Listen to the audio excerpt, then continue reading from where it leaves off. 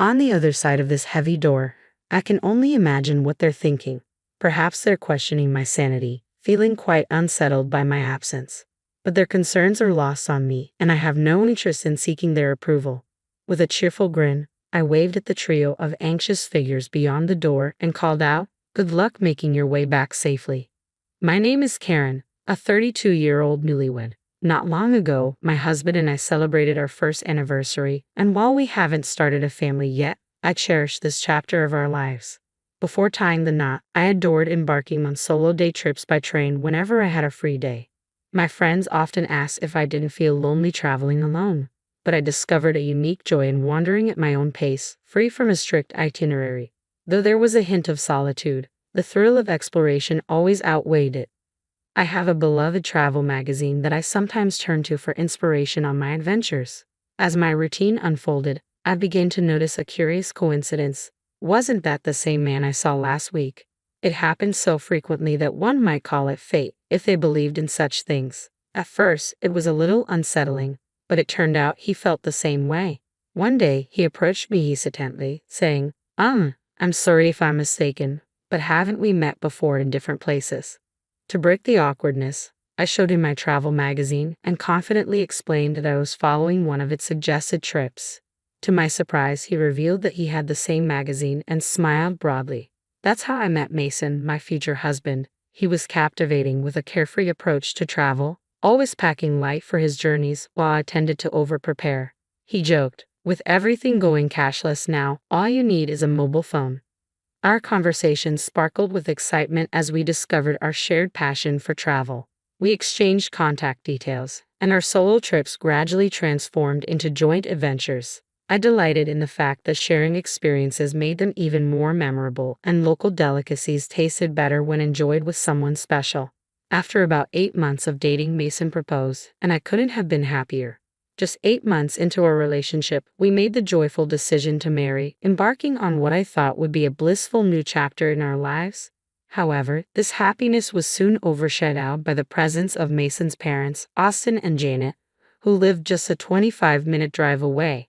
Both in their 50s, with Janet working part-time while they remained active in the workforce, they initially visited our home quite often. However, over time, we found a comfortable balance with fewer visits. Our post-wedding life included regular trips to various tourist spots, continuing a tradition we both loved. Recently, Mason embraced a minimalist lifestyle, carrying only his mobile phone and leaving his wallet with me. "It feels so light, I hardly look ready to go out, do I?" he joked with a satisfied grin. I silently wished he would at least carry his wallet, but it was a minor inconvenience. Then one ordinary day took an unexpected turn when Mason casually suggested, "By the way, my parents' wedding anniversary is coming up. How about we invite them on our next trip?" I felt a sudden tightness in my chest at the suggestion, but I forced a smile and replied, "Yes, that sounds great. We haven't seen Janet and Austin recently anyway." Mason, oblivious to my discomfort, didn't notice the strain in my expression. The next day, when I called his parents to extend the invitation, they were thrilled. "I guess I have to give it my best shot," I thought, bracing myself. Honestly, I find it challenging to be around my in-laws. They aren't unpleasant people. We just don't seem to mesh well. I'm quite reserved and prefer calm environments, while they are the epitome of high energy, which can be overwhelming for me. The first time I met them, their boisterous enthusiasm took me by surprise. "Nice to meet you. I'm Mason's mom, and this is his dad," they declared with the gusto of stand-up comedians, causing me to tense up involuntarily. Later, when the four of us, Mason, his parents, and I, went out for dinner, they chose the restaurant. I wondered if it was one of their favorite spots, given their enthusiastic choice. When we arrived, I was greeted by the sight of an all-you-can-eat buffet. The idea of meeting their son's girlfriend for the first time in such an informal setting made me chuckle to myself. "We've been so anxious today that we haven't eaten anything since this morning," Janet exclaimed, her beaming smile seemingly immune to any nerves. "That's right, we need to get our money's worth," Austin chimed in, revealing the true reason behind their skipped breakfast. Their loud voices drew discreet chuckles from other diners, making me feel a bit embarrassed and eager to leave. I glanced around, hoping Mason shared my discomfort, but to my surprise, he had already headed off to get food. Not to be outdone, His parents also jumped up, ready to load their plates as if preparing for a long winter's hibernation. Watching them, I couldn't help but wonder, can I really become a part of this family?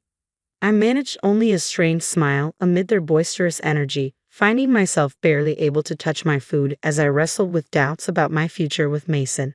However, my apprehension softened a bit when they affectionately remarked at the end of our meal, "What a wonderful girlfriend Mason has. He may be a bit awkward, but please take good care of him, Karen." Their sincere words warmed my heart. I loved Mason, and despite their overwhelming nature, I believed his parents meant well. When Mason proposed a few months later, I accepted without hesitation, convinced of our bond. Yet it turned out I wasn't as skilled at reading people as I thought. At our wedding, Mason's parents seemed to overlook the solemnity of the ceremony. Their attention instead focused on the buffet, much to my own parents' dismay. Mason's brother Brian appeared to be the only one aware of the awkwardness. "I'm sorry my parents showed such an embarrassing side," he confessed, his face flushed. "It's really shameful. I learned from Brian that he lives alone and has a somewhat strained relationship with our in-laws. They once complained, 'That boy is always so noisy with his complaints.' Just recently, he had boasted about buying several eggs despite a one-per-person limit, to which I had scolded him. 'Annoy,' he retorted. 'Don't you feel guilty about benefiting yourself at the expense of others?' Hearing that made me realize the complexities of our new family dynamics. I couldn't help but wonder, isn't that a fair point? What's wrong with expecting a little consideration? My thoughts were stirred by a recent visit from my in-laws, Janet and Austin, to our new home. They arrived empty-handed, which wasn't an issue, but soon began rummaging through our shelves. "Isn't this the snack they're advertising on TV? I've been dying to try it. Oh, and this one too." They treated my carefully chosen snacks as though they were on a scavenger hunt. Mason, ever so nonchalant, told them, "If you want them, take them home." "That's fine, right, Karen?" I wanted to express my frustration right then and there, but all I managed was a forced smile. It was becoming clear that my in-laws were quite the moochers, their constant casualness wearing me down. The demands of "I want this" and "give me that" wore me down in the early days of our marriage. They visited weekly, and each encounter left me feeling increasingly on edge. One day, I finally couldn't hold back my irritation any longer. "Mason, don't you think there's something off about Janet and Austin? They're kind of overbearing." My frustration boiled over into a full-blown argument, and Mason seemed genuinely perplexed by my anger. "No, not really. They've always been like this. Don't worry about it," he said, patting my shoulder. That only fueled my irritation further. "You kidding me? If this keeps up, I'll consider a divorce." My raised voice alarmed Mason, and he quickly intervened to put a stop to his parents' intrusive visits. Whatever he said to them worked, because our home life returned to a semblance of peace. However, the thought of traveling with them still made me anxious. On the day of the trip, I was taken aback to see them waiting, seemingly ready. "It's been a while. I heard you've been busy with work. It must be tough," Janet said, trying to make conversation. Despite her words, I was far from calm, especially when I noticed something odd. Janet and Austin, where's your luggage?" On closer inspection, I realized they hadn't brought anything with them, not even for a day trip. "Isn't it normal to bring at least a bag?" I asked. "We wanted to be ready to move quickly," they explained, leaving me bewildered and bracing for whatever might come next. As I complained about a sore shoulder, the response felt all too familiar and only added to my confusion. The trip unfolded just as disastrously as I had feared. Soon, it became clear that my in-laws had conveniently forgotten their wallets, feeding surprise with a casual, "That's strange, isn't it?" I watched them play innocent, and my unease deepened. I found myself contemplating whether it would be better to cut the trip short or cancel it altogether. Unfortunately, my concerns fell on deaf ears. An exasperated Mason reassured me, "My folks have always been like this. I'll cover for them, but I'll make sure they pay me back." It seemed the trip would proceed as his parents laughed and offered hollow apologies. All I felt was disgust. Even after we arrived at our destination, their rudeness continued. At a store, they complained loudly about the lack of free samples, exclaiming, "Wow, stingy, huh?" When I bought a drink and hadn't even taken a sip, Janet asked, "Can I have a sip? I'm thirsty too. I can't believe I forgot my wallet." I forced a smile as Mason finally intervened, saying, "Stop it. It's embarrassing. Look, I'll buy you one. Overhearing this, Austin muttered under his breath, "What a stingy woman." I bristled at his lack of compassion, thinking bitterly, I could say the same about you. I should have walked away then, but my stubbornness kept me there. The pattern repeated itself 2 more times. After seemingly enjoying our first trip, Janet contacted Mason to plan another. When I saw them at the station platform again, a chill ran down my spine. This time, they remembered their wallets. But when it came time to pay, Austin exclaimed, "Oh no, this is the wallet I used before." I rushed out in such a hurry. Their blatant lie was something only Mason seemed willing to believe. On the third trip, they forgot their wallets again. By then, it was clear their forgetfulness was intentional. I confronted Janet directly, asking, "Excuse me, but did you deliberately forget your wallet? You never intended to pay, did you?" My accusation made her face flush with anger, and Austin snapped back, "What a rude woman." Apologized to Janet. Fueled by long-held frustration, I stood my ground. "No way, both of you are just too greedy." Caught in the heated exchange, Mason appeared at a loss while curious tourists around us began to watch the spectacle. Noticing their gazes, Mason felt embarrassed and finally pleaded, "Stop it, please." Overwhelmed by the entire ordeal, I broke down in tears, feeling utterly disillusioned. As the confrontation reached its peak, the in-laws' reaction took an unexpected turn. Janet rushed over to a tearful Mason and, with Austin silently by her side, said, "I'm sorry, Mason. It was my fault. You're so kind to cry for me." I stood there, bewildered by their melodramatic response, my mind racing with one clear thought. This is impossible. All I could think was that I wanted a divorce as I watched tears stream down Mason's cheeks. Sensing the gravity of the situation, his parents lost their previously combative demeanor. "Karen, we know we're often in the wrong," they admitted. "It's Mason's money, but we've still taken advantage of him." Their repetition of "it's Mason's money" dripped with a sarcasm that revealed their lack of genuine remorse, confirming my suspicions that their forgetfulness about their wallets was intentional. Janet casually referred to Mason's money, oblivious to the fact that Mason and I both contributed to our finances. His salary was only slightly higher than mine, making our incomes nearly equal. Every outing with the in-laws recently had ended with them wanting something. "I want to buy this too. Maybe some gifts for the neighbors as well. What's that? Looks tasty. Hey Mason, buy that for me." Their endless demands had racked up shockingly high bills on Mason's credit card, and we had been living primarily off my salary for the past few months. At the time of our marriage, I had viewed our finances as shared, believing in spending within our means and not burdening each other. What infuriated me the most was Mason's reliance on cash during our travels. "What? Only cash here?" he exclaimed, pulling out his nearly empty wallet from my bag, which contained just a few coins. "No, I messed up. You know I don't carry cash," he said, devoid of malice.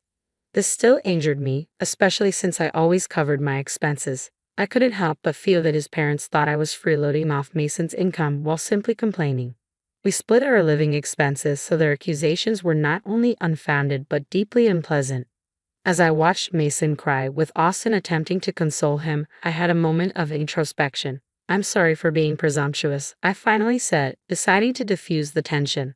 "You guys go ahead on the train. I'll buy some drinks." Though reluctant, this decision was my attempt to restore some temporary peace. With a serene smile, I watched as Mason and the in-laws boarded the train. Their expressions shifted from happiness to panic when they realized I wasn't following. Sensing something amiss, Mason texted me, "Karen, are you coming? The train is about to leave." As the train doors began to close, I could see the panic etched on Mason's face. He seemed to be shouting something, but I was busy replying to his message. "I'm divorcing you. If your parents are so important to you, then live happily with them. Goodbye." I turned my back on Mason's frantic calls and texts, contemplating whether he even recognized the chaos he was causing on the train. Through the closing doors, his expression shifted from confusion to anger. "Hey, open this door. Are you crazy? I won't forgive you," he shouted, as if I needed his approval. I could see his parents yelling too, but their voices were drowned out in the noise of the train. Smiling at the bewildered trio, I muttered to myself, "Let's see if you make it back safely. Good luck." The train pulled away swiftly, vanishing from sight. As it departed, I felt a mix of relief and defiance. Knowing the next stop was quite a distance away, I hurried home to pack my things. I decided to stay with a friend while I figured out my next steps. Meanwhile, the barrage of messages from Mason continued until they abruptly stopped. His phone likely died. He often forgot to charge it overnight, and just that morning he mentioned it was at only 30%. Portable battery chargers are essential, he often said. Ironically, his essential charger was in my bag, along with his wallet. As I discussed my situation with my friend, my phone rang unexpectedly. It was Brian, Mason's brother. Karen, I'm sorry. Did something happen? He asked. Brian explained that Mason's phone had run out of battery, and in his panic, he had dropped it, shattering the screen. Unable to contact me, the desperate in-laws turned to Brian. Instead of probing, he listened as I recounted everything about Mason and his parents, speaking without restraint. I could hear Brian's tone sharpen as I spoke. In the background, I caught snippets of the in-laws insisting that Brian, known for his articulate nature, would surely outmaneuver me in this argument. After I finished, Brian snapped, his voice taking on an authoritative edge. Hey, you scoundrel. Are you stupid? When Brian grew truly angry, his imposing demeanor surfaced. As the voice of reason, his words carried weight, and the in-laws' loud bickering echoed in the background. Choosing that moment, I quietly ended the call. Though Mason had initially been unsettled by the idea of divorce, my firm stance communicated through a lawyer led him to reluctantly accept the separation. Later, Brian confided that the in-laws had a notorious reputation, disliked not only by neighbors but also by those they had known in school. When Mason moved back to his parents' house, he quickly became the subject of local gossip, and now all three of them seldom ventured outside. Mason's colleagues, unsure how to address the rapid divorce, began to treat him cautiously as if he were a sensitive topic. Finding some humor in the situation, Brian shared that the in-laws were infamous even at the local supermarket for their shameless antics, such as demanding discounts on nearly expired items or asking for freebies due to minor damages. He expressed his long-standing embarrassment and disdain for their behavior, noting that their actions were influenced by a gambling addiction, which explained their constant search for bargains and seemingly insatiable hunger. When people asked me about the reason for my divorce, I simply mentioned a fundamental difference in values. Tolerating such behavior would require an extraordinarily broad-minded person, something I realized I could not be. Since the divorce, I've continued my work and even taken on a side job as a freelance writer, inspired by the success of my travel blog, which caught the attention of a publisher. My passion for travel has seamlessly blended with my new writing assignments, and I've discovered that traveling solo suits me best. Last month, my writing earned me a decent income, enabling me to plan a vacation to a distant resort for some much-needed relaxation. At just 32 years old, I feel like my life is truly just beginning, filled with new possibilities and free from the turmoil that once clouded my happiness.